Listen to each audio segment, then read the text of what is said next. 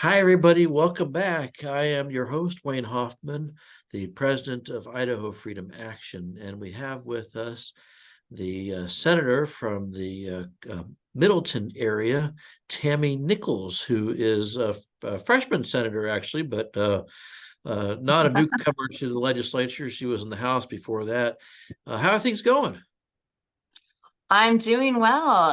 It's been a busy year, a busy summer. We are working on a lot of things already, and yeah, just kind of getting things ready for the next session. Oh So my it's gosh, the been next good. session is just around the corner. I know we don't even really want to think about it, right? But it's it's going to be here before we know it. So we might as well prepare for it and get your things ready now. So it's been good. How about you? Christmas is yeah, it's kind of like getting ready for Christmas. You know, you have to make sure all your presents are picked out and bought and wrapped and all that kind of stuff, but you have to be ready. That's right. Yeah. And there's no time like the present. So we might as well. And I mean, there's a lot of issues, a lot of things that are probably going to be coming forward this next session. So we're just jumping in and getting ourselves ready. So how do you compare the experience you had in the House to the experiences you had in the Senate? Was it different? Was it the same? I know, obviously, for those who pay attention to the legislature, they know that the Senate operates differently. The House operates differently from the Senate. The rules are a little bit different. Mhm. The voting is different. But what was Yeah. it like in that body versus your experience in the House? Yeah, so I served 4 years in the House and I enjoyed my time there. It's pretty lively, it's pretty fun. I mean, so the difference is really there's not like a ton, but there are a few things. Of course, the size. You have a much larger House size, double the people over there than you do in the Senate. So you have a little bit of a smaller body, which makes things a little bit more intimate as far as getting to know people, being able to converse with other senators about legislation or discuss issues. So that is one big thing that is noticeable. Yes, there's some different rules. Of course, in the House you have a speaker, and in the Senate you have the president, which is the lieutenant governor. So you have that distinction. There's a little bit of different procedural things that you do in the Senate. One thing that I really like, which I wasn't sure if I would or not, but I actually do, is when we are discussing and debating a bill, there is an opportunity that if you haven't debated, that you can utilize a 60-second ending, basically. So as they're going around and taking the votes, you can just stand and say that you'd like to speak for your 60 seconds and basically just kind of summarize why you're voting the way that you're voting. Not everything always needs to be a debate that you're giving. And so it's just an opportunity that you have to speak to your district about why you're voting the way that you are. So I kind of actually like that. And so that's one difference between the House and the Senate. It's interesting, though, that obviously the Senate's changed quite a bit from where it was in 2022. Yeah. There were two conservatives in the Senate in 2022. In 2023, there's probably somewhere around 10 or 12, depending on how you count that, which makes up a larger percentage of the body than even what you had in the House. How has that played into things over there?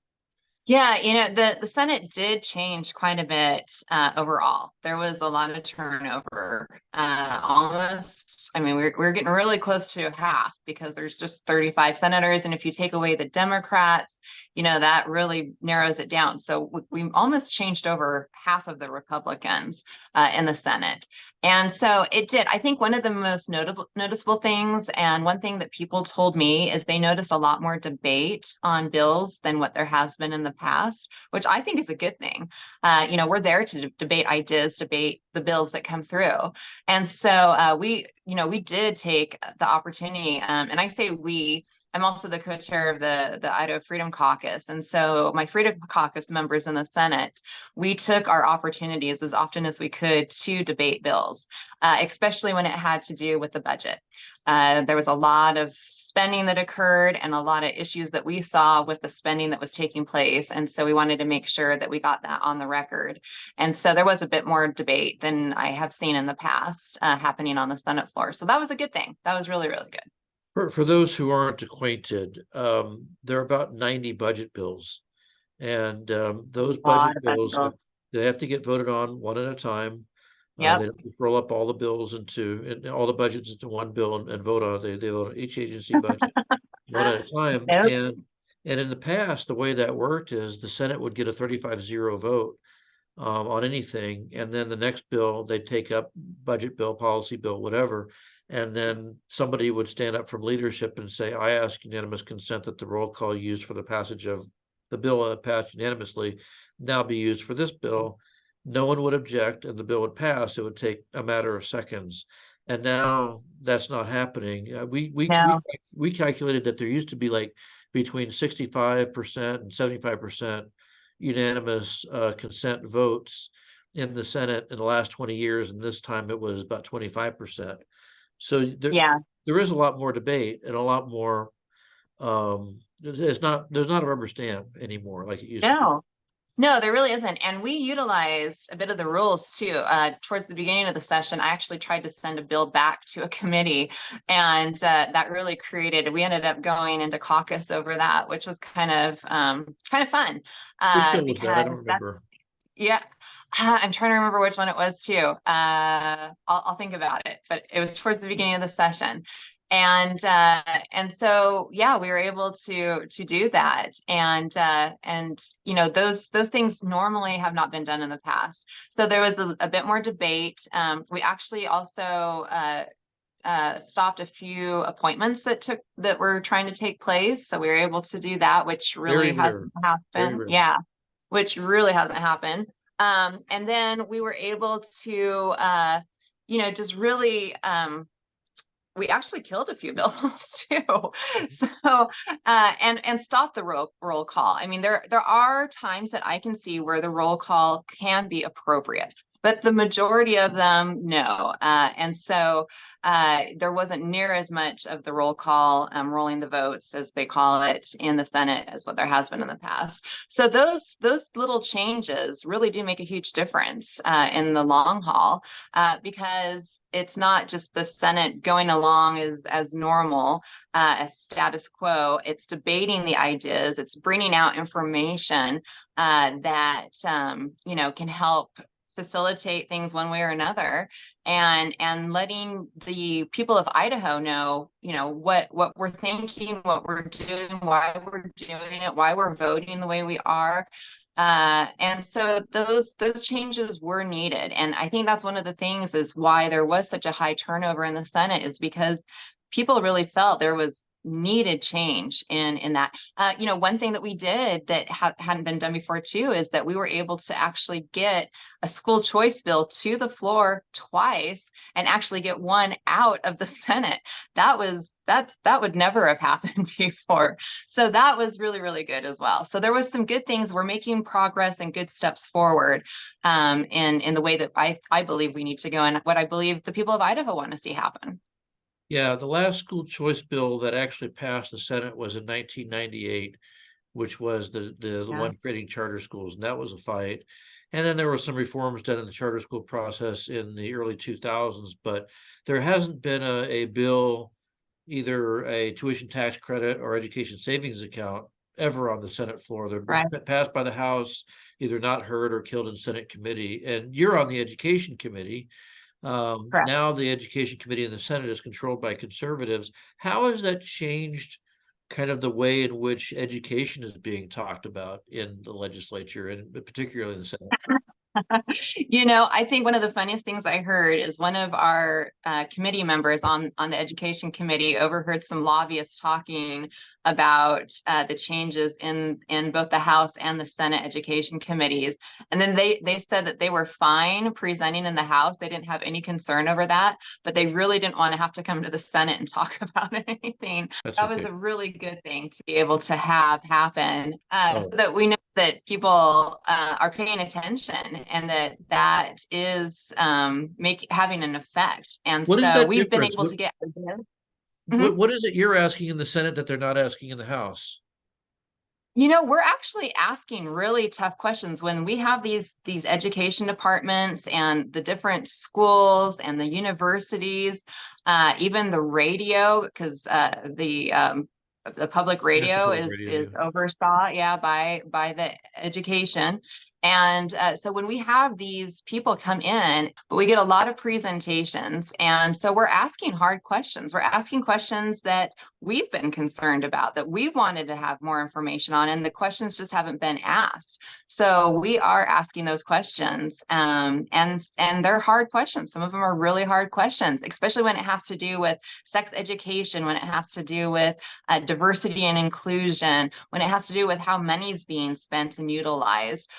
Those are hard questions that are not comfortable for a lot of these departments to have to answer, and so we're asking those. I would imagine that the education committee is going to have some amount of interest in asking, for example, the University of Idaho about this whole University of Phoenix business, which of course, when they started working on that deal, they probably clued the legislature in right away because it's such a really big transaction that no doubt they'd want to talk to their oversight. Huge. Yeah. Yeah, huge So you transaction. must have been involved in those conversations back in March, No, right? Right. no, no, we weren't involved in any of those conversations. I attended one Zoom meeting where they told us or explained to us how wonderful this was going to be. I still have a lot of concerns over it. You're talking about a university with a huge debt and not a very good track record. So I'm very, very concerned over it. I think we are going to be asking a lot of questions on this and just see where the legislature wants to go in regards to this acquisition. Because I feel that it was not done in the best way it should have been. The discussion didn't happen like it should have happened. I feel that the legislature as a whole was really left out in the dark. And I think there's going to be a lot of questions because there's a lot of concern still. Beyond asking questions, what else can you do? I mean, my reading on it is that it violates the state constitution's two provisions with regard to lending the full faith and credit of the state's institutions to another organization, even one that the university created. It's a 501c3 that Mhm. is outside the state system. Right. Right. Well, and that's where we got to start. We have to start asking those questions that all of us are asking right now, just like what you're bringing up. I know the AG's been weighing in on it, so we want to see we're going to take all that information, and then, if it's something that the legislature doesn't feel should have been done, we can stop that. We can say no, we're not doing this, and that might be what needs to take place. But we'll gather all the information and ask the questions and then start making decisions based on the information that we've received and found. By the way, you mentioned the appointment process. So the Senate has a process that's unique to the Senate of Yeah. considering appointments that the governor has made to various boards and commissions and agency directors and so on. Mhm. One of the appointments that the Education Committee killed in the Senate was the appointment of Karen Echeverria to the Public Charter School Commission. Tell me, that was weird. That hasn't happened. I mean, not I applaud the decision, of course, but that hadn't happened. I don't know that that's happened ever. Um, Yeah, what was that yeah, really. discussion like? How did that come down? There was some concerns brought up by some of our Senate members that were on the Education Committee that have been in there for a while, and their concern really had to do with this lady being put into this position over the charter schools who really hasn't seemed friendly with our charter schools.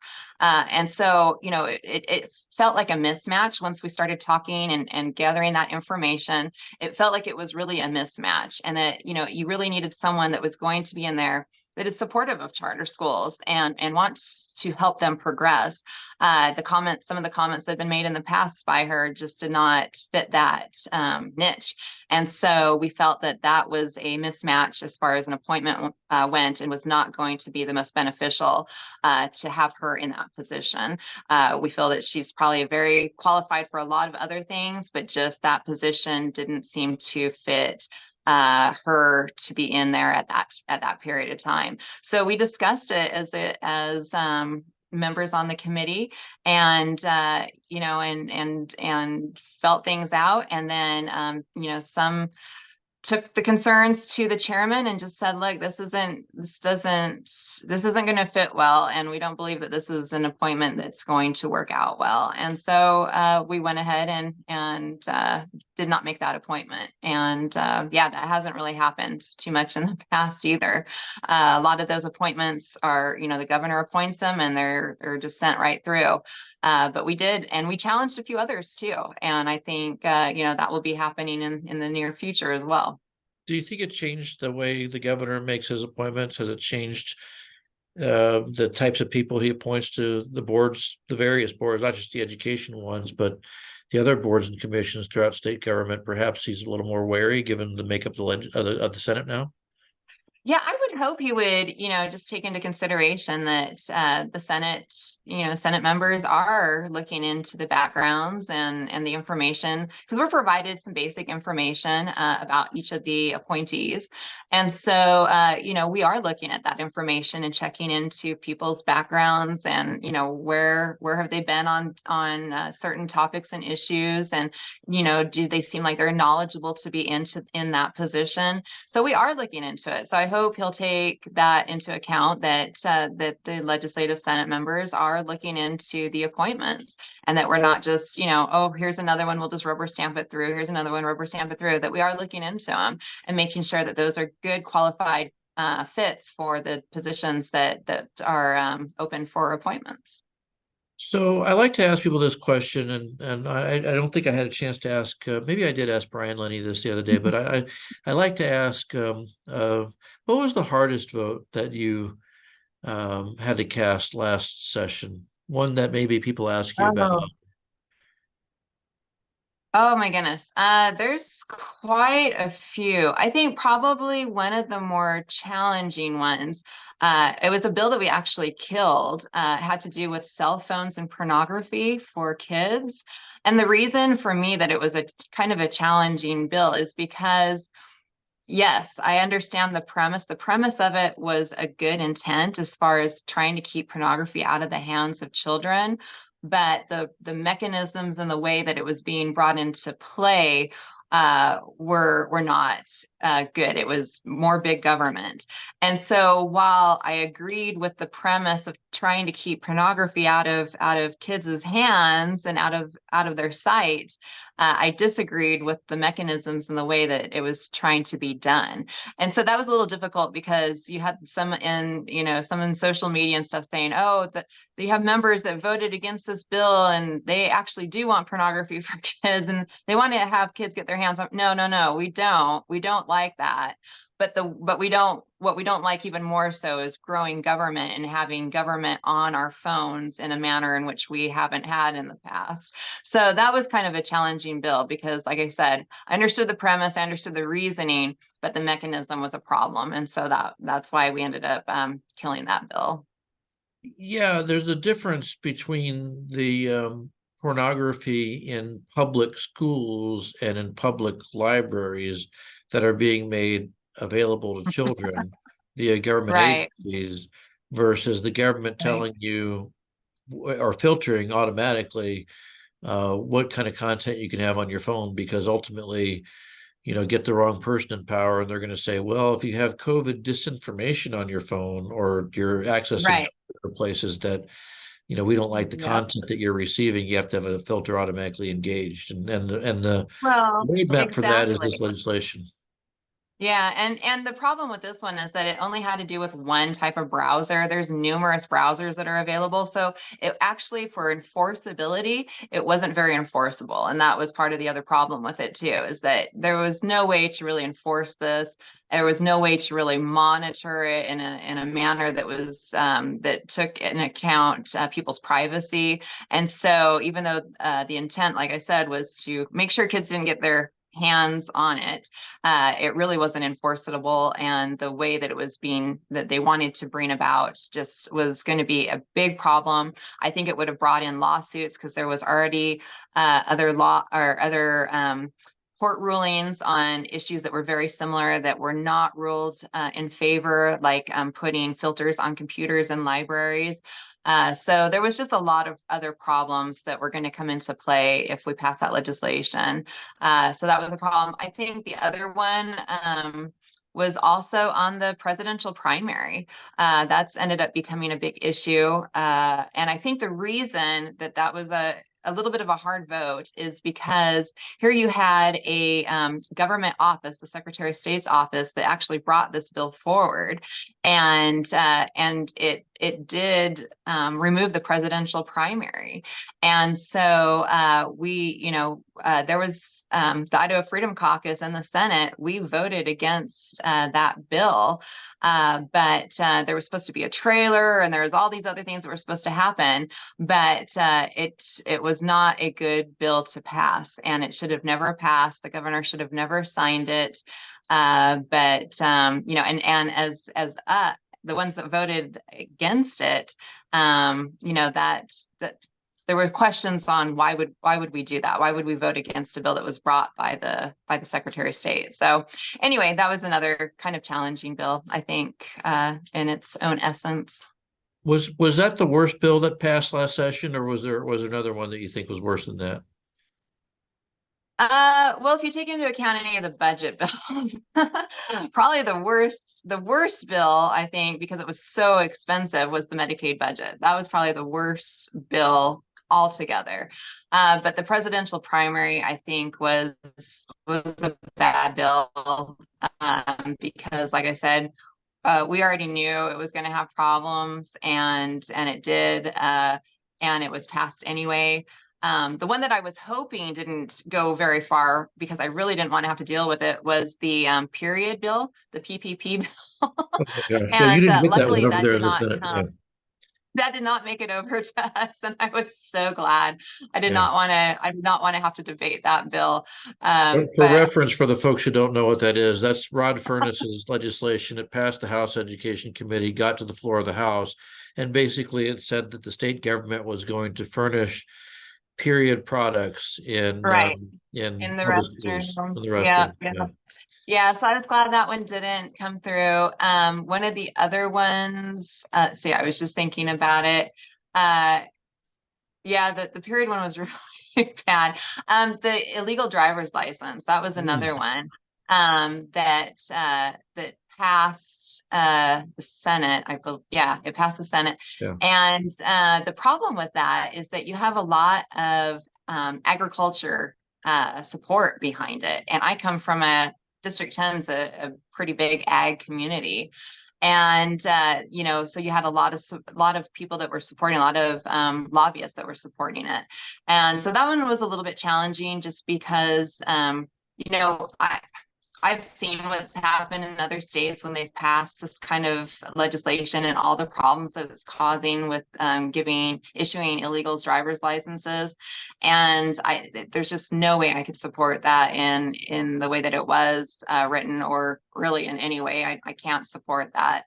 But you had a lot of pressure coming from these lobbyist groups that wanted to see it passed, and their drive is, well, we need the workers, we need, the regular Idahoans don't want to do that work, so we need to bring people in to do that. Well, I have no problem bringing I mean, we've brought people in from Mexico and other countries for a long time to help with agriculture, but this is taking another step with amnesty almost, because you're giving illegals driver's licenses. And then in my mind, when I was talking to some of the lobbyists that were coming and talking about it, I'm thinking, if I was illegal living in this country, the last thing I want to do is go register with the government to let them know where I'm living and what I'm doing. There's just no way. And I think the majority of people that are illegal here are not going to go give their information to the government. And so anyway, there's just a lot of problems with it. It's unfortunate. I think this was like the fourth year or fifth year that it's been brought back. It'll probably come back again next year. But I have a lot of people in my district also that have come from states where they have okayed passed legislation on giving illegals driver's licenses, and they do not want to see that happen. They know what the consequences are once that Pandora's box has been opened. So that was another interesting bill that I was glad did not get any Well, further than what it did. isn't it shocking that no one ever asked the question, why is it that Americans who used to do those jobs and certainly were proficient at it and wanted that kind of work don't Yeah. want that work anymore? And could that have something to do with the fact that we've disincentivized work, especially among Oh, young people? absolutely. Yeah, absolutely. We've completely decentivized it. You know, we've always been people that have been fine going into the fields and working and doing those jobs. I mean, we have, I have farmers that were in my family and worked on the farm. But I think it really does have to do with the decentivizing. And I was down at the border a few months ago, and got to see a lot of that firsthand myself, and talking to the locals and the problems that's causing, and the issues that are coming into our country. And we're incentivizing people for the wrong reasons, and then decentivizing people for wrong reasons. So there really is this crazy quandary that's going on with work and who should be doing what kind of jobs. And you know, if you just let the free market work, that's what usually works. But when you're incentivizing and decentivizing certain people for this specific type of line of work, it does create a lot of problems. And I think that's what we've had, is the more government has gotten involved in that, the worse it has become, which shouldn't be a surprise to anybody. But I think that's really the nuts and bolts of it, is that government's gotten involved more and more, and it's created more and more problems. So. What do you have in store for next legislative session? Oh, let's see. As far as working on legislative issues, I have kind of a smorgasbord. So I have education. We'll be working on another school choice. So we're going to be bringing that back. I still am working on health freedom issues, because that hasn't gone away. I actually passed a resolution at the state party level this summer, just basically saying that the WHO, the CDC, any of those NGO agencies, basically, or NGOs, period, have no jurisdiction in the state of Idaho. We'll probably be updating our personhood law that went into effect not this last session, but the session previous, because that has to do with artificial intelligence, and we're hearing a lot more about what's happening with artificial intelligence. So we'll probably be adding a little bit more to that. Is my robotic I'm human working kind on of thing? some legislation with several of my constituents right now. Yeah, robotic humans. Yep.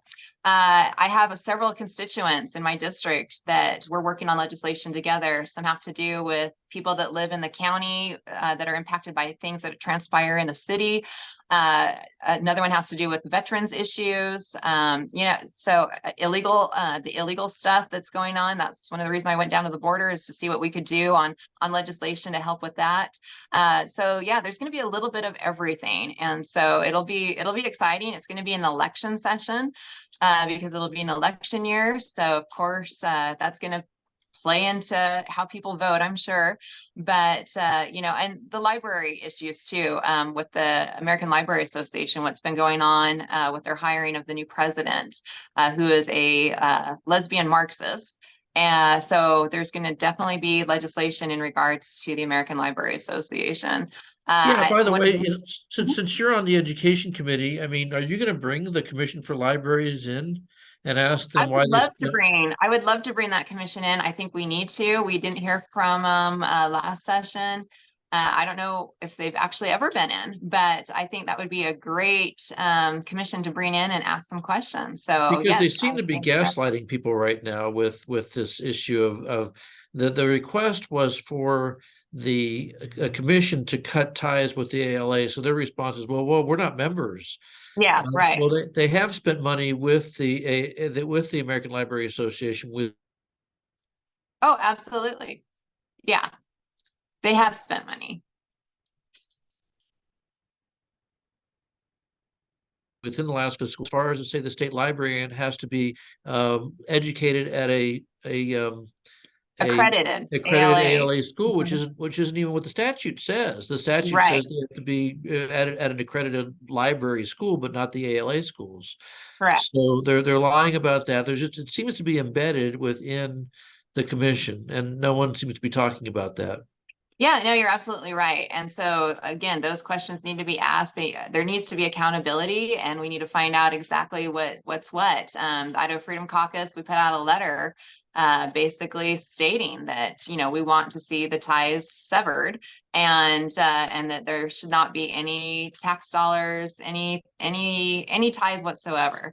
And so yeah, and for them to say that they don't have any ties, well, no, we are looking into those ties and we are finding the ties. So there is involvement, definitely. And I've talked to some of my local librarians around the area, and they would actually really like to not be part of the American Library Association. So they would actually be good with that. So yeah, so we do need to have that discussion, and I think that would be a great one to have this next session. What else do you have cooking, or what else is on your mind before we depart? Oh goodness. You know, I think the budgets are going to be really interesting too, just to see what the budgets are going to be looking like. We have several legislators that have been diving into those budgets over the summer, really trying to get a handle on where all this money is going. Why do these budgets keep increasing? I think that just the average Idahoan has no idea how much money are going to these bureaucracies and these state agencies, and it's mind-boggling. It's mind-blowing on what money is being spent on. And if there's one thing that we know about government is that it doesn't have the Midas touch. So everything always costs more. Nothing is done in a frugal manner. There is not a lot of conservative economics that takes place in government, because it's really easy to spend other people's money. So why be accountable for it? So they've really been diving in, especially with the Medicaid budget, to see how that's looking, and where all this money is going and why. Because we passed the largest Medicaid budget this last session ever, over $4 billion. I mean, that's a lot of money. So where is all this money going? Why are we spending all this money? Because here in Idaho, people's taxes just continue to go up. And there was a what I call a bread strips bill that was passed to help with property tax, but it's not going to have just this huge, amazing effect for everybody and cut their taxes. It's going to do a little bit here and there, which has been funny to watch because the governor's been out touting it, even though he's the one that vetoed it. But that's another story. But anyway, but there's a lot of expense that's still going on. Inflation's still really high. Our food prices are still really high. I would really like to see the grocery tax get taken care of. So maybe there'll be some discussion on that. But people are spending a lot of money out of their pocket, and government just continues to get bigger and bigger and more expensive. So we really do need to work on those budgets and get a good control over those budgets. They're out of control. We need to rein in that spending. So I think that's going to be another really big issue that comes up this next legislative session, are the Well, budgets. it's delightful to hear a legislator talking about the importance of getting a handle on the budget. This was my 29th legislative session, and it's rare for lawmakers to really express any kind of interest in doing anything with regard to the budget. It's sort of this responsibility for 20 people, and Yeah, that's JFAC, and then yeah, right. everybody else is sort of just supposed to pass whatever, and they don't Yeah, really worry about that or talk about it. They always are talking about other things and programs that they've created, or little pet projects that they're interested in. But the budget, I mean, the only thing the legislature has to do every legislative session is pass a budget, right. and it gets way too little attention. So I'm glad to hear you talk about that. Anything Yeah. else you want to mention before we wrap up? I'm just out there. I've been doing a lot of speaking engagements. People are really interested in what I learned at the border. That's been a really hot topic to talk about. So I enjoy talking about that because I tell everybody every state has a border crisis going on right now. It's not just at the Texas, Arizona, New Mexico border. It's happening everywhere.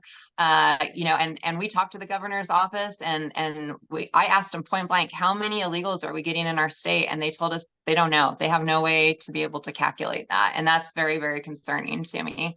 I've been doing a lot of that and then just, get involved in my community and involved in my district and trying to help facilitate issues. We legislate for 3 months out of the year, but we're supposed to represent the whole 12. So that's what I do. And I try to get to as much as I can and make sure that people are aware of what's happening in our state and in their district.